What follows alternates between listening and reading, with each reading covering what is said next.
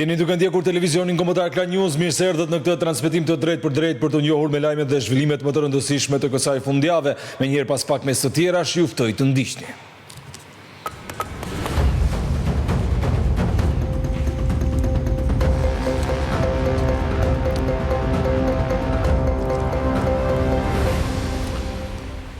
Përshkallësohet konflikti Izrael-Iran në ditën e dytë, Tel Avivi kërcënon se do të djegë Teheranin nëse nuk i ndal sulmet. Irani paralajmëron perëndimin se do të sulmojë bazat në rajon nëse ndihmojnë në mbrojtjen e Izraelit. Ministria e jashtme thotë se asnjë shqiptar nuk është dënduar. Një ligjvënëse demokrate në Minnesota dhe burri i saj janë vrarë në një atentat nga një person i veshur si polic në SBA. Pak minuta më vonë është plagosur në shtëpinë e tij një tjetër senator i Minnesotës së bashku me gruan. Trump thotë se kjo dhunë nuk do të tolerohet. Tatimet publikojnë pagat minimale të punonjësve të turizmit. Bazuar në këtë referencë, të gjitha bizneset nuk do të mund të deklarojnë punonjësit e tyre më poshtë se këto limite.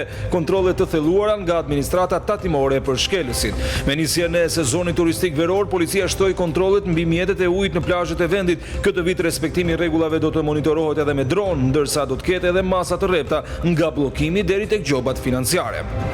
Lojtari i Shqipërisë Yasir Hasani është një nga 10 kandidatët në garë për çmimin e futbollistit më të mirë në Ligën e Kampioneve Aziatike. Sulmuesi Kuqezi do të duhet të thyejë konkurrencën e emrave si Cristiano Ronaldo, Firmino apo Riyad Mahrez.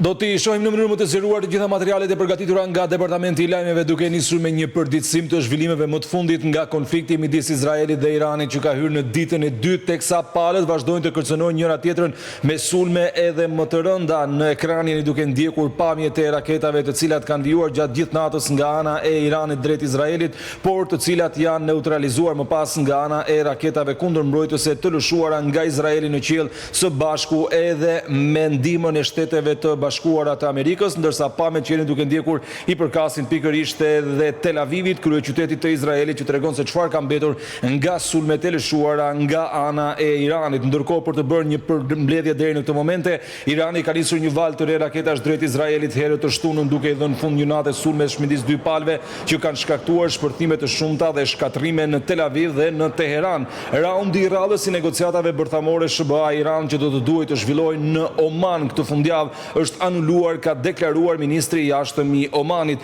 3 persona janë vrarë në Izrael dhe 10 të tjerë janë plagosur nga sulmet iraniane, thon autoritetet izraelite, teksa Irani nga ana e tij ka raportuar të paktën 78 persona të vrarë në sulmet izraelite dhe rreth 320 të plagosur, kryesisht njerëz civil, pra që nuk kishin lidhje të drejtë me luftën. Kryeministri izraelit Benjamin Netanyahu ka paralajmëruar në një videokonferencë të shtunën se Izraeli do të sulmojë çdo objektiv të regjimit të Iranit me qëllim eliminimin e kërcënimit të Teheranit, ndërsa më parë ministri i mbrojtjes i Izraelit ka deklaruar se njerëzit në Teheran do të paguajnë një çmim të rëndë dhe kryeqyteti iranian do të digjet nëse Irani vazhdon sulmet e tij me raketa.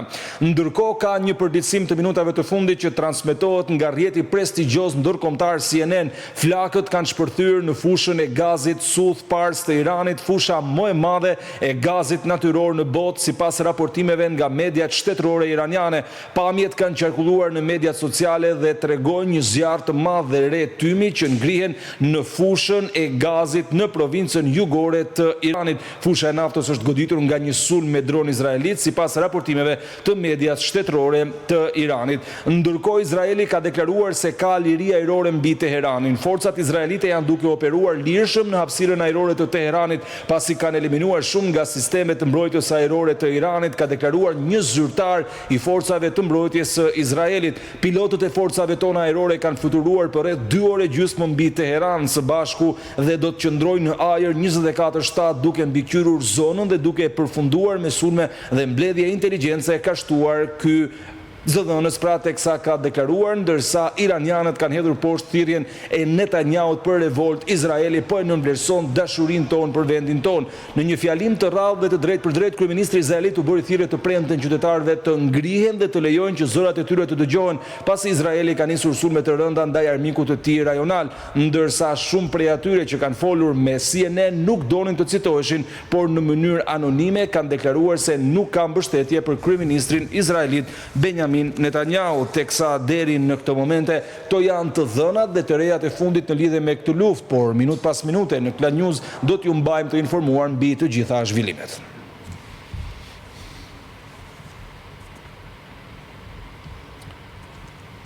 Ministria për Evropën dhe punët e jashtme ka bërë me dije se deri tani nuk ka asnjë raportim për qytetarë shqiptar të cilët kanë mbetur të lënduar nga sulmet mes Izraelit dhe Iranit. Ministria e jashtme thotë se po ndjek me prioritet dhe vëmendje të veçantë situatën e shtetasve shqiptar në Izrael, të prekur nga zhvillimet e fundit. Aktualisht janë evidentuar 5 shtetas shqiptar në Izrael, 3 me status turisti dhe 2 me qëndrim të përkohshëm.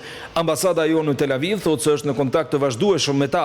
Të gjithë janë në gjendje të mirë shëndetësore, të informuar dhe janë duke ndjekur udhëzimet e sigurisë së autoriteteve izraelite. Ministria njofton se për shkak të situatës, fluturimet janë ndërprer, por për çdo informacion shtesë apo nevoja emergjente, thot ambasada, na kontaktoni në Tel Aviv në numrat e emergjencës, të cilët janë të publikuar në faqen zyrtare të ministrisë.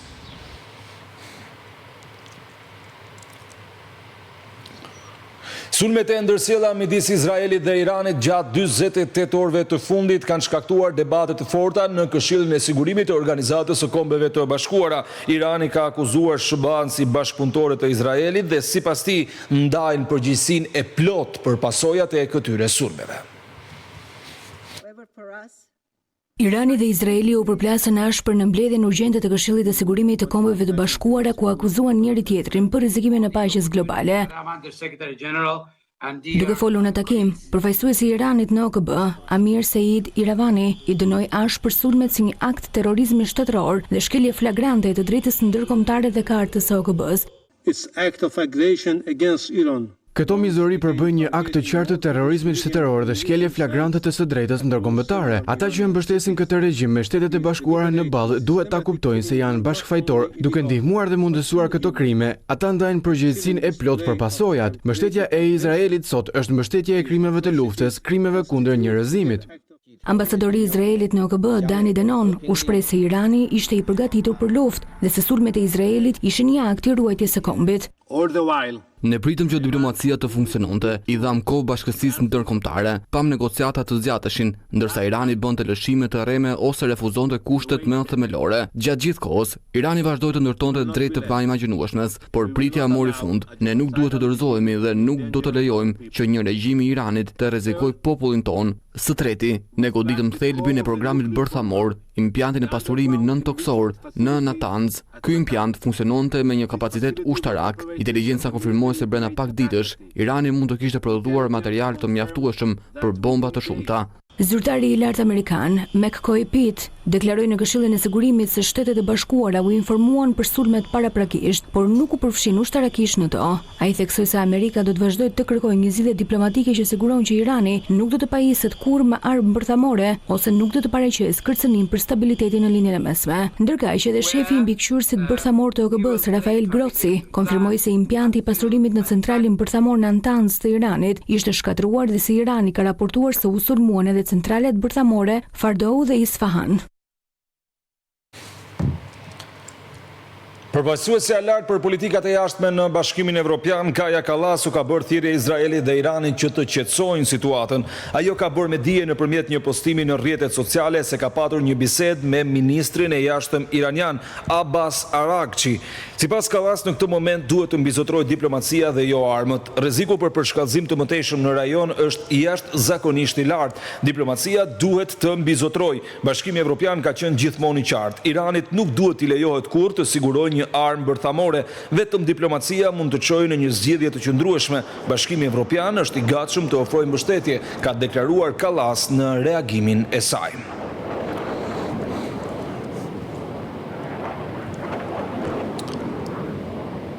Papa Leoni 14 nga Vatikani ka dhënë një mesazh për ndalimin e menjëhershëm të luftës midis Izraelit dhe Iranit. Ati i shenjtë tha se askush nuk duhet të veprojë kundër ekzistencës së tjetrit. Papa Leoni 14 ka bërë thirrje autoriteteve në Iran dhe Izrael që të veprojnë me arsye dhe të dialogojnë pas sulmeve. Përpara një audience në Bazilikën e Shën Pjetrit, Ati i shenjtë u shpreh se po e ndjek situatën me shqetësim të madh. Situata në Iran dhe Izrael është përkeqësuar dhe në një moment kaq delikat, ndihemi detyruar të ripërsëris një apel për përgjegjësi dhe arsye. Angazhimi për të ndërtuar një botë më të sigurt, të lirë nga kërcënimi bërthamor, duhet të vazhdojë përmes një angazhimi dhe dialogu të sinqertë. Papa Leoni XIV kërkoi nga të dyja palët që ta shohin paqen si mundësinë e vetme për të ruetur stabilitetin në rajon. Për të ndërtuar një paqe të qëndrueshme, të themeluar mbi drejtësinë, vëllazërinë dhe të mirën e përbashkët, askush nuk duhet të punojë kurrë kundër ekzistencës së një tjetri. Është detyrë e të gjitha vendeve të mbështesin paqen, duke ndërmarrë rrugën e pajtimit dhe duke promovuar zgjidhje që sigurojnë siguri dhe dinjitet për të gjithë. Apeli i tij vjen vetëm pak pas përshkallëzimit të konfliktit, ku Irani nisi një val raketash si hakmarrje për sulmet izraelite që shënjestruan objektet bërthamore, bazat ushtarake dhe komandantët më të lartë të Iranit.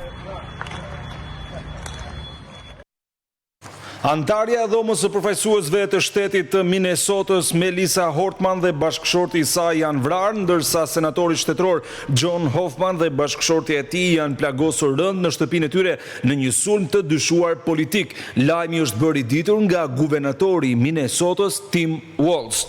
Hortman, demokrate dhe ish kryetare e dhomës së përfaqësuesve në Minnesota dhe bashkëshorti i saj janë qelluar për vdekje në atë që guvernatori Walz e ka përshkruar si një atentat me motive politike. Zyrtarët konfirmojnë se është në zhvillim një operacion për kapjen e autorit të dyshuar, i cili sipas burimeve ka qenë i maskuar si pjesëtar i policisë. Të dyja atentatet kanë ndodhur në banesat e politikanëve me rreth 13 kilometra larg njëra tjetrës. Prokuroria e përgjithshme e Shteteve të Bashkuara të Amerikës, Pamela Bondi, ka deklaruar se të shtënat dyshohet se kanë ndodhur për motive politike kundër ligjvënësve të shtetit. Kjo dhunë e tmerrshme nuk do të tolerohet dhe do të ndiqet penalisht në masën më të plotë të ligjit, ka përfunduar reagimin e saj kryeprokuroria. Presidenti i Shteteve të Bashkuara të Amerikës, Donald Trump, ka deklaruar se vrasja është politike dhe se një dhunë kaq e tmerrshme nuk do të tolerohet në Shtetet e Bashkuara të Amerikës.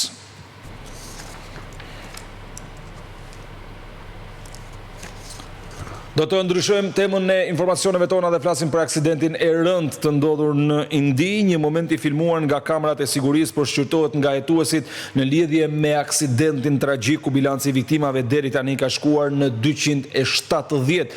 Në pamje tregohet se rrotat e uljes së avionit kanë qëndruar të hapura gjatë gjithë kohës, që në vlerësimin e ekspertëve dyshohet se një problem mund t'i ketë penguar pilotët që të fluturojnë. Numri i viktimave nga rrëzimi i avionit të Air India është rritur në 270. Familjet janë ende në pritje për të marrë trupat e të afërme të tyre. Hetimet e autoriteteve mbi aksidentin ajror janë përshëndruar te funksionimi i motorit dhe në skajet e pasme të krahëve të avionit që përdoren pas uljes dhe ngritjes. Një nga provat e forta që hetuesit po analizojnë është një moment të regjistruar nga kamerat e sigurisë që tregon ngritjen nga aeroporti ndërkombëtar Sardar Vallabhbhai Patel dhe rrëzimin e tij në qytetin Ahmedabad. Në videon 59 sekonda, rrotat e uljes nuk janë tërhequr nga pilotët dhe kanë mbetur hapur gjatë gjithë kohës. Arsyet mbeten ende të paqarta. Dyshohet për ndonjë problem mekanik i cili mund të ketë penguar pilotët të veprojnë ose të kenë konstatuar një tjetër defekt. Deri më tani është përjashtuar si mundësi nga autoritetet një goditje e mundshme nga zogjt. Rrëzimi i aeroplanit Boeing 787-8 Dreamliner me 242 persona në bord, ku vetëm një shtetas britanik mbijetoi, fillon afërsisht 17 sekonda pas ngritjes, i cili po udhëtonte drejt aeroportit Gatwick të Britanisë. Më pas ndodh edhe shpërthim i frikshëm. Kutia e zezë është gjetur në vendin ku ra avioni i Air India në Ahmedabad dhe pritet të ndihmojë në zbardhjen e shkaqeve të aksidentit. Mes shumë viktimave të tragjedisë ajrore në Indi, ishin edhe pjesëtar të një familjeje e cila kishte një ëndër për të zhvendosur në Mbretërinë e Bashkuar. Mes pasagjerëve që nuk mbijetuan, ishin edhe 2 mjekë dhe fëmijët e tyre. Kronika na tregon me detajet e trishta. Kjo është fotoja e fundit që po bën xhiron e rrjetit. 2 mjekë dhe fëmijët e tyre shkrepën selfin e fundit në bordin e avionit disa minuta para se të ndodhte tragjedia ajrore në Indi. Fotoja u bë për të festuar fillimet e reja. Komi Vjas, mjekja që punonte në Udaipur, po transferohej së bashku me bashkëshortin e saj, doktor Pratek Joshi në Londër. Mjeku ishte kthyer në Indi vetëm për të marrë gruan dhe fëmijët. Çifti ishte martuar që prej 10 vitesh, por tragjikisht familja është midis 241 pasagjerëve që humbën jetën në avionin që udhëtonte për në Gatwick. Selfie e bërë nga doktor Joshi e tregon atë dhe gruan e tij të ulur në njëra anë dhe dy djemt të tyre binjak dhe vajzën e madhe të akomoduar në anën tjetër, të gjithë duke buzëqeshur, një moment i fundit lumturie për familjen indiane. Djemt binjak të çiftit Nakul dhe Pradyut ishin 5 vjeç dhe vajza e tyre Miraja ishte 8 vjeçe. Ndër viktimat janë 169 shtetës indian, 53 britanik, 7 portugez dhe 1 kanadez. Fatkeqësisht 24 persona të tjerë humbën jetën pasi avioni u përplas mbi një kompleks që strahonte një staf mjekësor.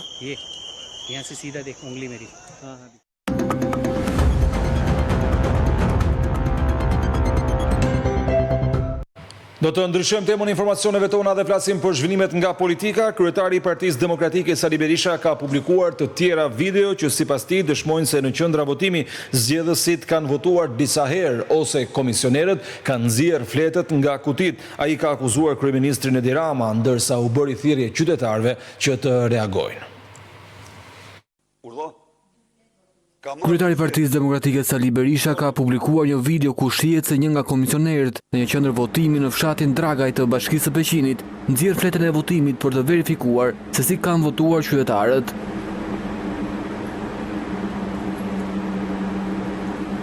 Një tjetër video po në Bashkinë e Peqinit, por në një qendër votimi të fshatit Përparim, një nga komisionerët duket që voton në vend të një qytetareje.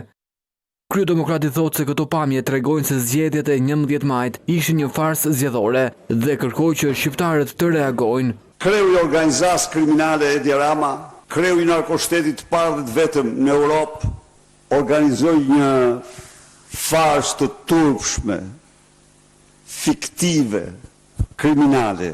Të gjitha këto dëshmojnë se është rradha e shqiptarëve të dalin zot me çdo kush dhe çdo mjet, lirisë së tyre dhe votës së lirë. Qëllimi i publikimit të këtyre videove, Berisha shprehet se është faktimi para ndërkombëtarëve se opozita ka të drejtë për pretendimet e saj për manipulimin e procesit zgjedhor. Qëllimi im kryesor këtu është të faktoj shqiptarëve të gjithë farsën e 11 majit, të faktoj komunitetin ndërkombëtar të gjithë përmasat e kësaj farse. Edi Rama ka normal një fushat të egër, presionin nga nivelet më të larta, mbi vëzhguesit ndërkombëtar në Shqipëri dhe drejtues të tyre. Lideri i opozitës paralajmëron se do të publikojë të tjera fakte që vërtetojnë përdorimin e fenomenit të trenit bullgar, si dhe të skemave të tjera që favorizuan Partinë Socialiste në zgjedhjet e 11 majit.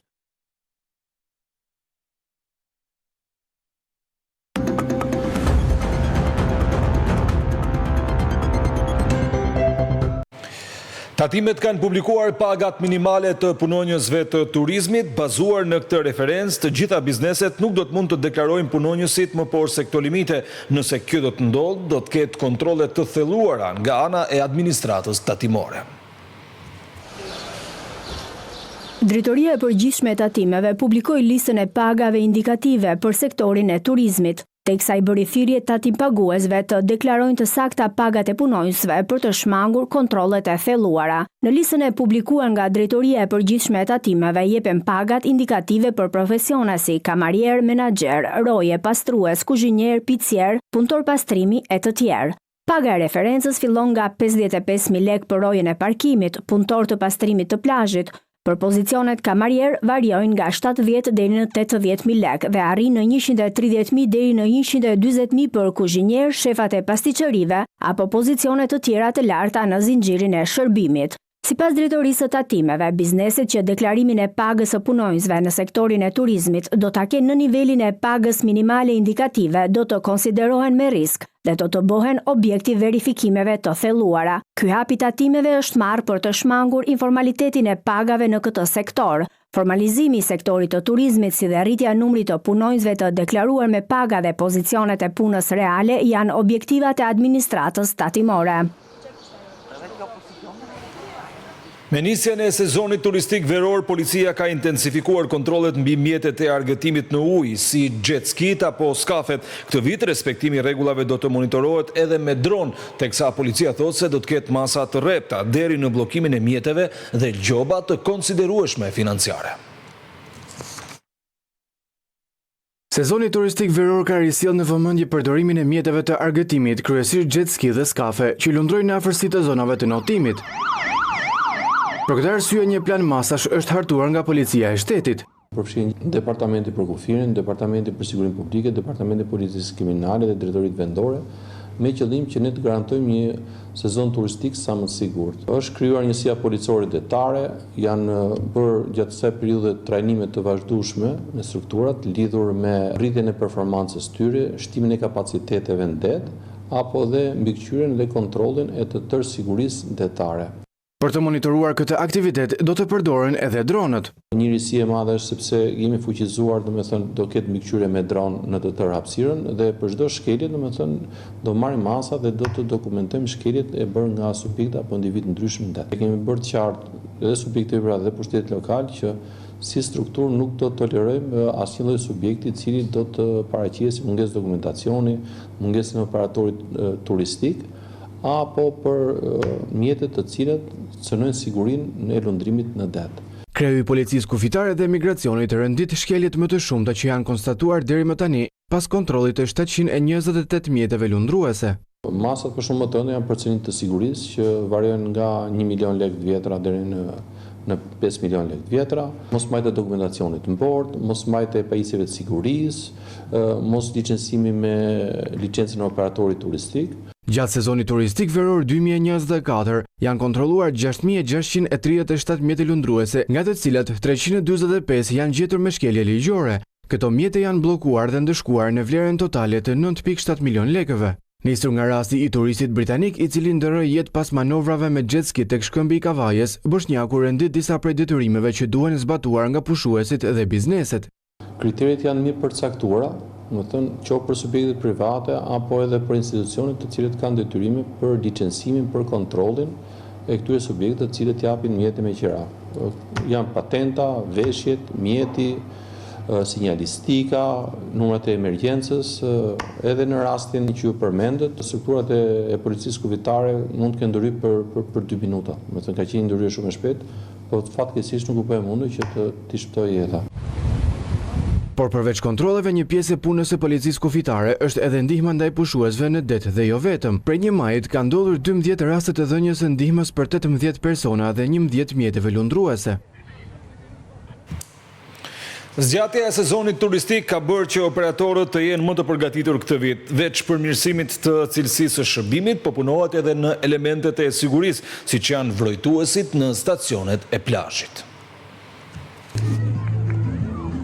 Zonat bregdetare dhe atraksionet natyrore po tërheqin mira turistë, vendas dhe të huaj duke e kthyer turizmin në një nga sektorët më të rëndësishëm të sezonit. Kryetari i shoqatës së hotelëri turizmit në Durrës, Eduard Xhepa, shprehet se strukturat akomoduese janë të gatshme për të pritur pushuesit dhe kanë ndërmarrë masat e duhura për një sezon turistik të suksesshëm.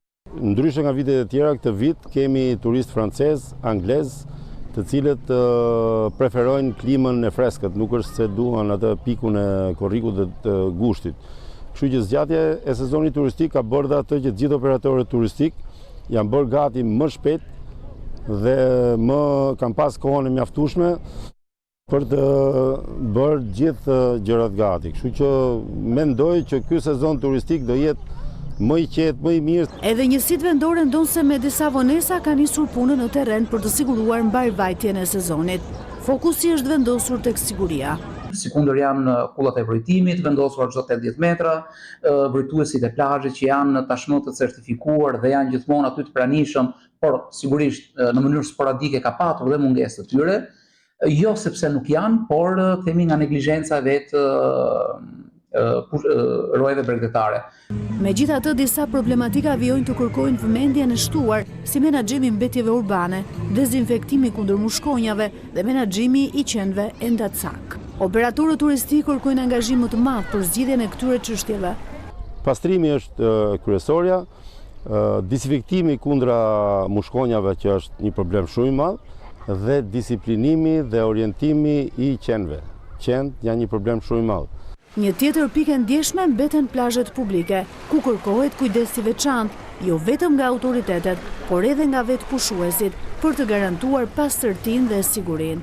jemi në një barazvlerë nga 1000 metra katror, themi vi brevetare, plazh privat, 300 metra janë kushtuar tërësisht plazheve publike. Do duhet që gjithkush që vjen dhe gjen një plazh të pastër publik, të rregullt dhe të lirë, do duhet ashtu dhe ta lerë pasi ka mbaruar themi ditën e pushimit në të hapësirë publike. Vetëm përmes angazhimit të përbashkët tur operatorët thonë se mund të garantojnë një eksperiencë të sigurt, cilësore dhe të paharrueshme për çdo vizitor që zgjedh Durrësin. Pushues të shumt vendas, po gjithashtu edhe të huaj nga Evropa kanë mbushur shëngjinin këtë fundjavë. Shqetësim në zonë mbetet mushkonjat. Fundjava solli qindra pushues në bregdetin e bukur të Shëngjinit, kur rëra ardh dhe ujë kristal, po tërheqin gjithje më shumë turist vendas, por edhe të huaj. Moti i ngrohtë dhe deti i qetë kanë krijuar kushte ideale për relaksim, duke shënuar një fillim të hershëm të sezonit veror. Familje dhe të rinj, kryesisht e besnikët e parahershëm të bregdetit të Lezhës, kanë shfrytzuar fundjavën për të kaluar momente pushimi në bregdet. Po pëlqen, edhe gjithë vim, çdo verë vim Shëngjin. Natyra shumë e bukur, deti i bukur, vend bukur, restorantat, vendat, kafiqat, krejt vendet bukur. Kemi ardhur që 3 ditë, vim për Kosovës, për Gjilanit faktikisht në vakon. Ka që 10 vite që i frekuentoj në plazhin e Shëngjinit. Kushtet janë përmirësu dukshëm krahasuar me to. Shëngjini për neve, sidomos i vim nga Kosova, është afër. Njerëzit janë shumë miqësorë. Kemi të kënaqur sidomos me mikpritjen e tyre. Me bashkëshortin vina për çdo vit shumë e du Shëngjinin. Është vend pushues për nerva, për gjithçka, ujë i mirë. Ka nga ata pushues që shqetësim kanë pickimin nga mushkonjat.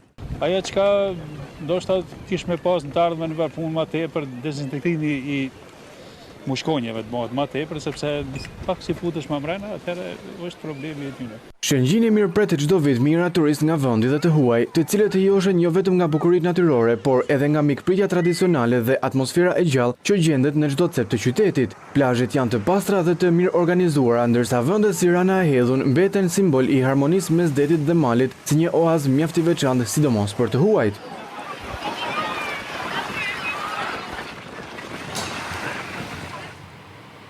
Në Vlorë, bashkia thot se po bën gati infrastrukturën për plazhin publik. U vendosën çadrat dhe shezlongët falas për pushuesit, teksa në fokus në këtë sezon, sipas autoriteteve, është edhe pastërtia e ujit. Edhe këtë vit Bashkia e Vlorës do të ofrojë çadra e shezlong falas në plazhin publik për pushuesit. Ato janë vendosur në Bregdet, pikërisht në plazhin pranë marinës, që është edhe një prej hapësirave për plazh publik në qytet. Dihet është një plazh publik, ne ofrojmë çadrat falas atje për gjithë ata që janë interesuar të shpenzojnë këtu pushimet në këtë pjesë të lungomare tonë, por patjetër që ka edhe vende të tjera që ne ofrojmë hapësira publike për stacione plazhi publike.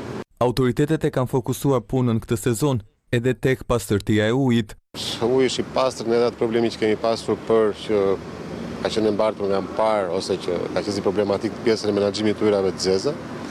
Ju e pak ditë më parë, ne kam ndjekur nga afër edhe pjesën e ndërhyrjes së ujësjellësit për derdhjen që është diku jo larg nga këtu. Është mbyllur dhe është bypassuar te magjistrali kryesor i trajtimit të ujrave të zeza dhe pranuar do të ketë derdhje në det. Sipas kryebashkiakut Ermal Dredha, janë marrë të gjitha masat që edhe ky sezon veror të jetë i suksesshëm, ashtu si vitin e shkuar, kur Vlora u zgjodh nga vizitore e turistë të shumt nga vende të ndryshme të botës. Për 2 ditë me radhë, vizitorë, artizan dhe dashamirës të trashëgimisë kulturore janë mbledhur në Zogaj në Shkodër në eventin Tregime Fshati. Nga rrëfimet historike tek qirimat e punuar me dore deri tek tingujt e muzikës në breg të liçenit, kjo ishte atmosfera që na e përcjell më tej edhe kronika. Zogaj ka qenë destinacioni i preferuar në Bashkinë Shkodër gjatë kësaj fundjavë. Fal eventit Tregime në Fshat. Në fakt, Zogaj ka shumë çka tregon, pikërisht për historinë e lashtë të peshkimit, artizanatit, gastronomisë dhe veçanërisht mikpritjes. Në zemër të natyrës dhe historisë, Zogaj priti vizitor dhe dashamirës të trashëgimisë kulturore. që u njohën nga afër me jetën, traditat dhe mjeshtërinë e banorëve të zonës. Programi përfshiu një seri aktivitetesh që sollën në vëmendje bukuritë natyrore, jetën e përditshme dhe pasuritë shpirtërore të komunitetit, guida lokale në rrugicat e fshatit dhe në pikat karakteristike pranë liçenit, rrëfime historike, kinema në natyrë, punëtori artizanale, degustime të gatimeve tradicionale. Është arritur aplikimi nga Ministria e Turizmit dhe Mjedisit me ndihmën e GIZ Shqipëri për fshatrin më të mirë turistik në botë, ku Shqipëria po konkuron me 6 fshatra total, kundër 60 shteteve me 270 fshatra në total. Dhe Zogaj është një nga këto 6 fshatra. Për banorët liçeni i Shkodrës është konsideruar si pjesë e identitetit të tyre, ndaj ata tentojnë ta ruajnë me fanatizëm nga peshkimi i paligjshëm e pa kriter. Se na kena konsideruar gjithmonë sikur është liçeni jonë. Gjithmonë, e kena pas për gjëna me gjujt me shumë me invert. Me invert dhe me generator me fjalë. Dinamikisht diskutohet, jo. Drejtori i turizmit në Bashkinë Shkodër, Renato Lumçi, tha se ky institucion po punon për një turizëm të qëndrueshëm të kësaj zone të mrekullueshme. Janë treguar eksperiencat e mrekullueshme që ka fshati, pra produkte turistike që mund të krijohen me zogaj, me kulinarinë, me peshkimin, me artizanatin. Përmes një panairi artizanati, të kuruar me shumë kujdes, fshati tregoi mjeshtërinë e dorës shqiptare, ku rolin kryesor e zun qëlimat, një trashëgimi e vyer që përcillet brez pas brezi dhe që përfaqëson identitetin dhe artin vendas në formën më autentike. Të endur me ngjyra dhe motive karakteristike, qëlimat e zogajt ishin simboli një kulture të gjallë që ruhet me krenari në çdo familje të zonës. Atmosfera u gjallërua edhe më shumë, me tingujt e muzikës pranë bregut të liçenit, ku një DJ krijoi një mbrëmje relaksuese dhe të gëzueshme për të pranishmin. Ndërkohë, xhirot me varka mbi urat e qeta të liçenit ofruan një përjetim të rrallë të natyrës së paprekur dhe reflektuan harmoninë që ky fshat ofron mes traditës dhe qetësisë. Zogaj, fshati piktoresk buz liçenit të Shkodrës, u kthye për 2 ditë në një qendër të gjallë të kulturës, turizmit dhe trashëgimisë shqiptare përmes eventit Tregime Fshati, që u zhvillua më 13 dhe 14 qershor. Ky aktivitet është pjesë e iniciativës Mshat e ndërmarrë nga Ministria e Turizmit e Mjedisit që prej vitit 2022 e synon të krijojë modele të qëndrueshme të zhvillimit rural duke fuqizuar komunitetet lokale dhe vlerat e tyre autoktone.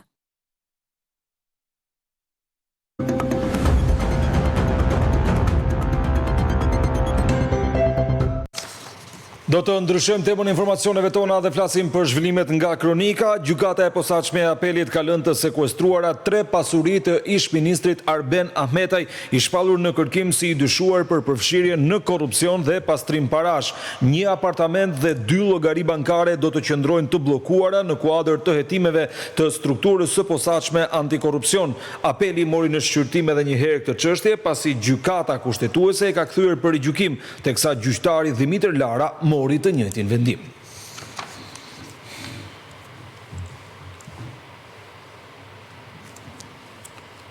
Një shtetas shqiptar i cili ndodhej në kërkim ndërkombëtar nga ana e autoriteteve fshihej në Zimbabve. Ky është momenti ku Loran Dusha është ekstraduar drejt vendit tonë, ndërsa është arrestuar në Afrikën Jugore. 42 vjeçari akuzohet se në cilësinë e administratorit të një kompanie private përfitoi fonde publike në mënyrë të paligjshme përmes faturave dhe pakecave fiktive për punë dhe shërbime të pakryera. Pas mbërritjes në Shqipëri, 42 vjeçari ju dorëzua drejtorisë së përgjithshme të burgjeve.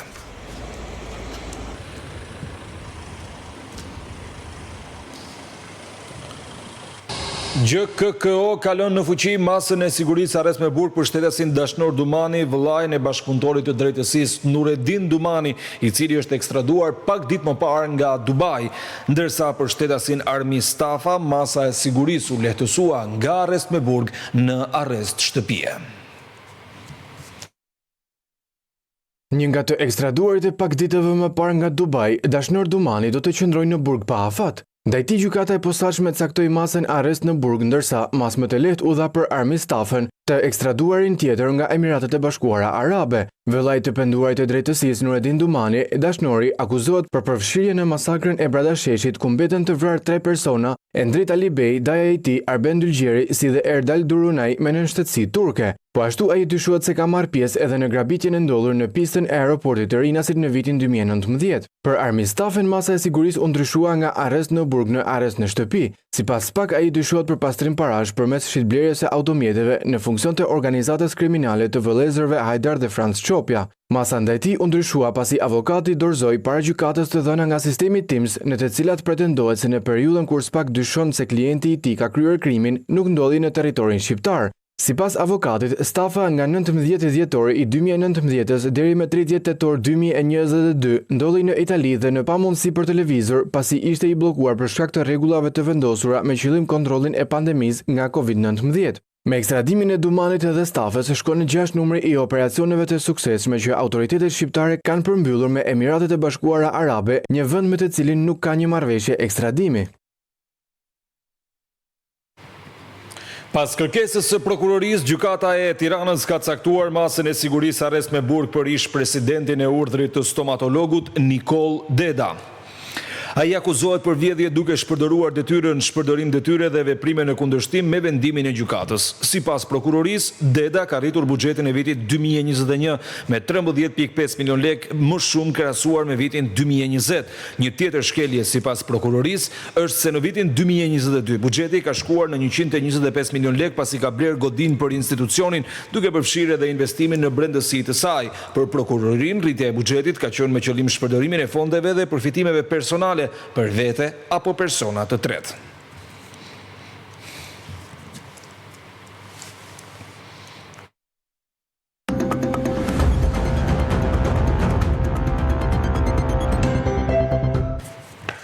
Mëtej me të tjera zhvillime ndërkombëtare, sulmet masive në shkolla janë duke njohur një rritje në vendet evropiane, teksa ekspertët duke ju referuar studimeve të fundit thonë se ky fenomen është nxitur nga masakrat në Shtetet e Bashkuara të Amerikës. Vrasjet në shkollat e Evropës perëndimore kanë rritur presionin mbi autoritetet për të trajtuar një problem që prej kohësh është parë si një fenomen kryesisht në Shtetet e Bashkuara të Amerikës. Qeveritë po nxiten të miratojnë ligje më të ashpra për armët, sigurinë dhe për më shumë kontroll të mediave sociale. Rastet më të fundit në Evropë ishin Austria dhe Suedia që u regjistruan këtë vit.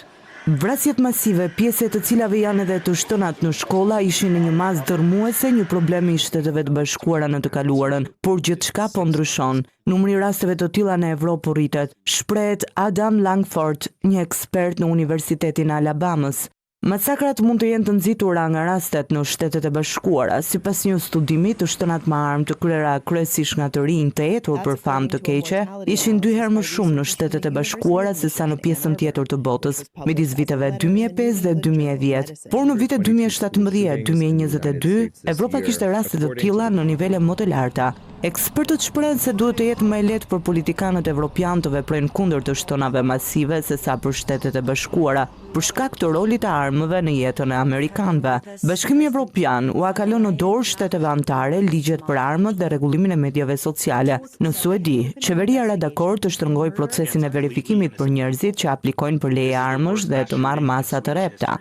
Ligjet për armët kanë qenë gjithashtu një temë nxehtë në Republikën Çeke, që kur një student qelloi për vdekje 14 persona në Universitetin Charles në Prag në dhjetor të 2023-shit. Vendi e bëri të detyrueshme që shitësit e armëve të raportojnë blerjet e dyshimta dhe u kërkon mjekëve të kontrollojnë nëse njerëzit me probleme psikologjike kanë leje për armbajtje. Ndërkohë në Francë, presidenti Emmanuel Macron kërkoi që Bashkimi Evropian të rregullojë mediat sociale për fëmijët nën 15 vjeç, pas një sulmi me thik fatale në një shkollë.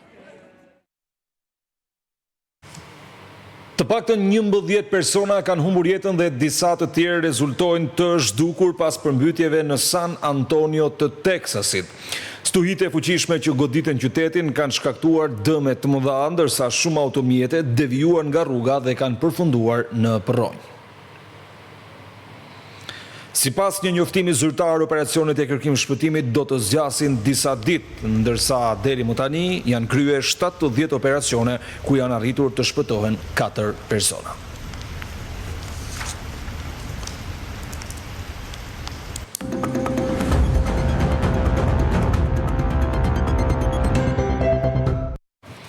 Në festivalin shqiptar të kitarës që po organizohet në vendin tonë, marrin pjesë 16 interpretues nga Evropa, veç Tiranës. Stacionet e radhës së këtij konkursi pra të këtij aktiviteti do të jenë Kisha e Shëlbuemit në Rubik dhe gjithashtu Himara. Aktiviteti kulmon në datën 21 qershor, që është edhe dita botërore e muzikës.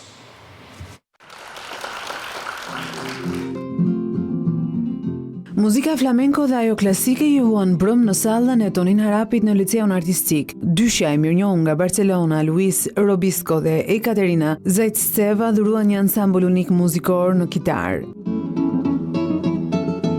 Një mbrëmje me tinguj pasionant, energjik dhe alternime të interpretimeve të qeta dhe melankolike. U shpërfaqën brëm, duke prezantuar kulturën iberike dhe duke I dhënë Tiranës një shije muzikore ndryshe që shtrihet nga muzika me frym flamenko dhe andaluziane e kompozitorit Isaac Albeniz dhe Manuel de Falla deri tek veprat e legjendarit Paco de Lucia.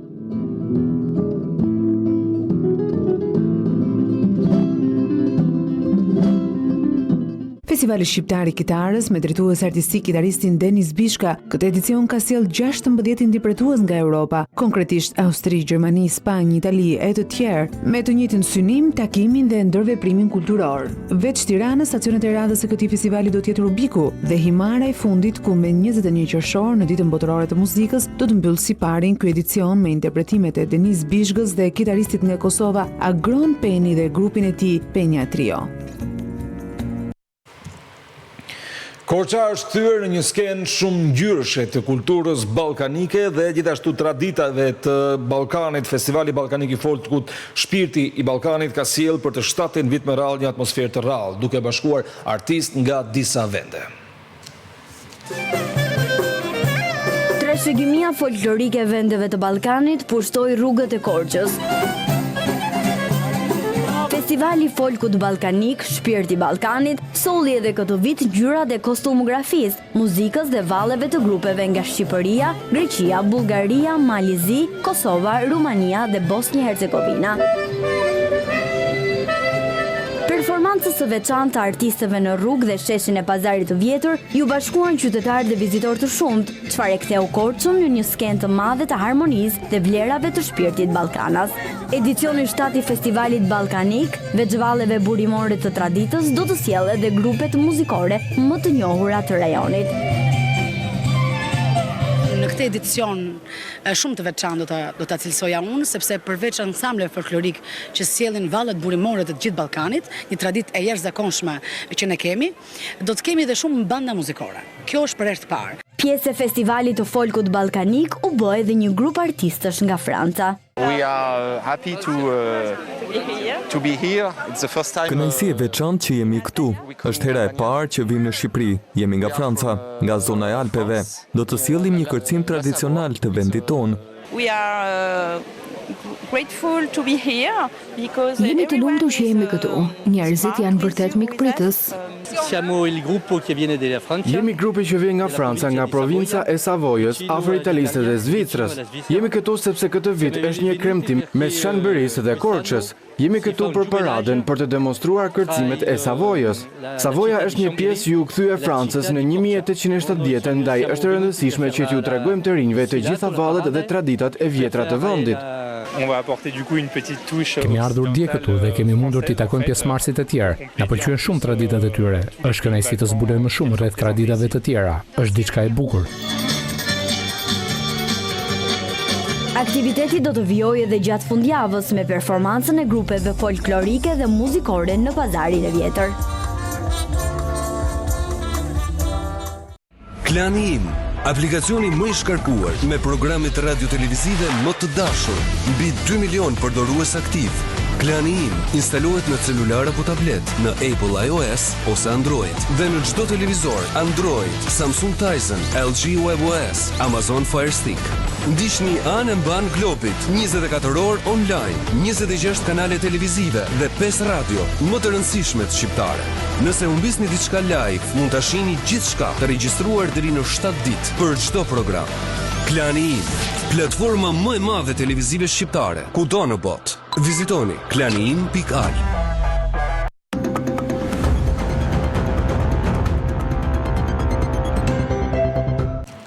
Do të ndryshojmë temën e informacioneve tona dhe flasim për zhvillimet nga sporti. Partizani ka zyrtarizuar edhe mbrojtësin Carlos Martinez nga Costa Rica, afrimin e tretë në ekip në këtë mercato vere. Klubi Partizanit është mjaft aktiv në këtë mercato vere, ndërsa përgatitjet për pjesëmarrjen në raundin e parë kualifikues së Ligës së Konferencës vazhdojnë, drejtuesit kanë bërë afrimin e tretë në skuadër. Me një njoftim zyrtar të kuq lajmërua në arritjen e marrëveshjes me Carlos Martinez. Mbrojtësi nga Costa Rica bashkohet me Partizanin pas aventurës së fundit në kampionatin vendas, me ekipin e Alajuelenses. 26 vjeçari është edhe pjesë e kombëtares së Costa Ricës.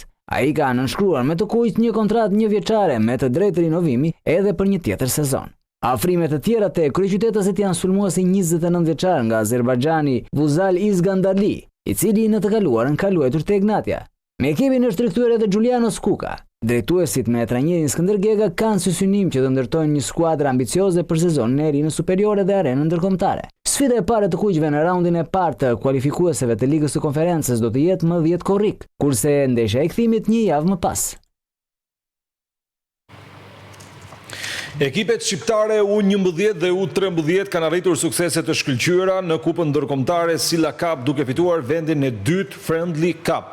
Lojtari 11 vjeçar Luka u shpall lojtari më i mirë i turneut, ndërkohë që kompeticioni u zhvillua në një fushë të emërtuar në nder të futbollistit të njohur Paulo Rossi. Ekipet shqiptare të moshave U11 dhe U13 shkëlqyen në edicionin e fundit të Kupës Ndërkombëtare Silla Cup, një ngjarje e rëndësishme futbollistike që mbahet çdo vit dhe përfshin ekipe nga e gjithë bota. Në organizimin e këtij viti i morën pjesë 36 skuadra nga Amerika, Kanadaja, Shqipëria, por edhe klube prestigjioze italiane si Roma, Lazio, Lecce, Fiorentina e të tjerë. Këtë vit ekipet shqiptare arritën rezultate të shkëlqyera duke fituar Friendly Cup nga grupi U11 dhe vendin e dytë të Lower League nga U13. Një moment i veçantë ishte kur Luka Kurti, lojtari i mrekullueshëm 11 vjeçari i skuadrës son, u shpall futbollisti më i mirë i turneut Silla Cup. Ai u vlerësua nga 32 trajner për performancën e tij të shkëlqyer dhe kishte një ndikim të dukshëm në suksesin e ekipit. Kompeticioni u zhvillua në një fushë të emërtuar në nder të futbollistit të njohur italian Paulo Rossi, një vend që ishte simbol i pasionit dhe cilësisë së futbollit ndërkombëtar. Me këtë arritje, ekipet shqiptare treguan se futbolli po rritet dhe se talenti i të rinjve është në një rrugë të shkëlqyer për të arritur majat ndërkombëtare. Të ishin zhvillimet kryesore të ditës, qëndroni në Klan News për të informuar gjithmonë dhe për gjithçka.